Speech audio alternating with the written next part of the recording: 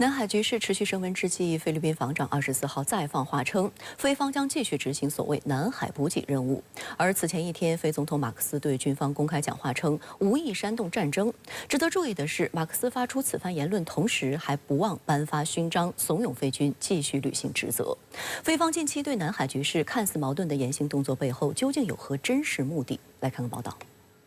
据路透社24号报道。菲律宾国防部长特奥多罗当天在一场新闻发布会上表示，菲律宾方面仍将继续向仁爱礁执行所谓补给任务，并否认了菲方正在淡化这一事件的说法。It was not a misunderstanding or an accident. We are not downplaying the incident. It was an aggressive and illegal use of force. 外界注意到，这是菲律宾方面在17号非法闯入南沙群岛仁爱礁邻近海域后，首次做出强硬表态。此前，包括菲总统在内的菲方高层均对该事件采用较为模糊的言辞，被外界认为是意在淡化事件，避免局势走向失控。当日，菲律宾一艘运补船和2艘快艇未经中方允许擅闯南沙群岛仁爱礁邻近海域，企图向非法坐滩的军舰运送包括建筑材料在内的物资。中国海警依法对菲方船只采取必要管控措施，首次登船检查作业。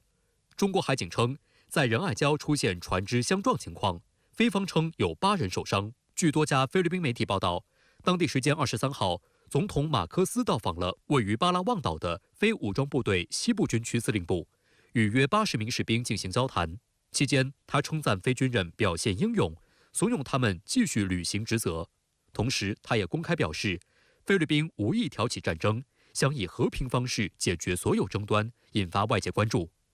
彭博社的报道注意到，马克思在讲话中并没有直接提及中国，而是向参与运补任务的人员颁发了奖章。这显示出当天参与强闯仁爱礁的菲军士兵或超过80人。报道称，马克思特别向事件中受伤的海军士兵法昆多授予了拉普拉普坎皮兰勋章，其余士兵则获得拉普拉普卡马吉勋章。法昆多被指在17号的中方执法行动中拇指折断。公开资料显示，拉普拉普勋章源于菲律宾传奇酋长拉普拉普的名字，其因在马克坦战役中击败麦哲伦而成为菲律宾独立的象征，而坎皮兰的名字则源于拉普拉普使用的长剑。外界注意到，近一段时间以来，菲方多次以所谓运送补给为借口强闯中方仁爱礁邻近海域。中方多次指出，菲方实际上一直在向其非法坐滩军舰运送建筑材料。本月20号，英国《金融时报》在报道中坐实了菲方这一企图。该报道援引6位知情人士的话称，菲军方参与了执行加固非法坐滩军舰的任务，秘密加固了这一破旧军舰，以延长其使用寿命。值得一提的是，菲律宾媒体曾透露，此次行动由非武装部队西部军区主导，特种作战大队也参与其中。按照此前菲方说法，总部位于巴拉望岛的菲律宾武装部队西部军区设立目的就是监视南海。设立之初就将中国南沙群岛部分岛礁列入其所谓防区内。我们观察菲律宾总统小马克思的言行呢，我想始终心里一定要有数，那就是他说话的第一的目标或者对象是美国，是国际社会，是菲律宾的民众。他说菲律宾不会挑起战争，跟之前他在相会上面说，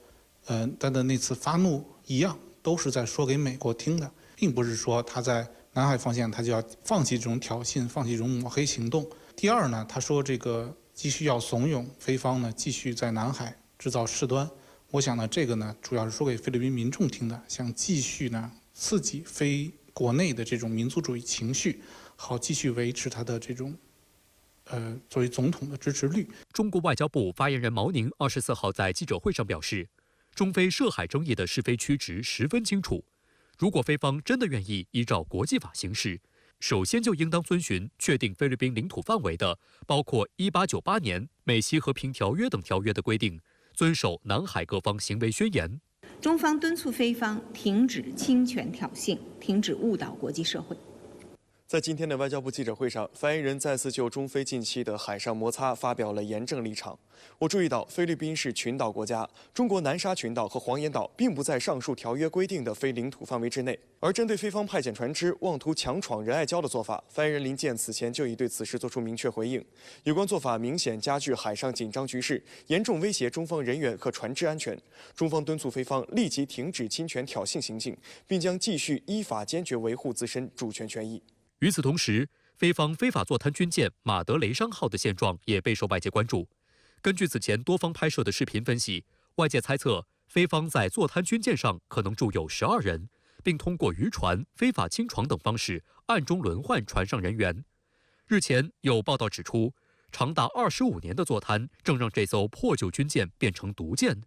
船上人员的生活灰水以及舰体锈蚀产生的重金属污染正在破坏周边海洋环境。还有观察指，从近期公布的画面显示，菲方正为马德雷商号喷涂高浓度防污涂料，以防止舰体进一步锈蚀。该涂料被证实会释放大量有毒物质，令海洋生物体内的细胞、组织等出现病变和异化。值得注意的是，菲律宾的南海策略似乎正在发生变化，舆论战正在被开辟为另一条重要战线。有分析指出，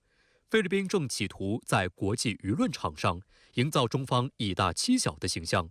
在近期多次非法清闯中，菲方不断通过所谓现场视频、照片编造故事，以展现其悲情形象。不过，其企图抢先争夺舆论阵地的策略均被中方及时发布执法视频挫败。近日，路透社独家爆料称，美军曾在菲律宾开展秘密网络行动，通过疑似社交机器人账号在海外社交媒体炒作抹黑中国疫苗，引发外界多种猜测。有消息人士指，目前已有数名非议员以威胁国家安全为由，在本周提交决议，推动调查美军是否存在秘密宣传行动。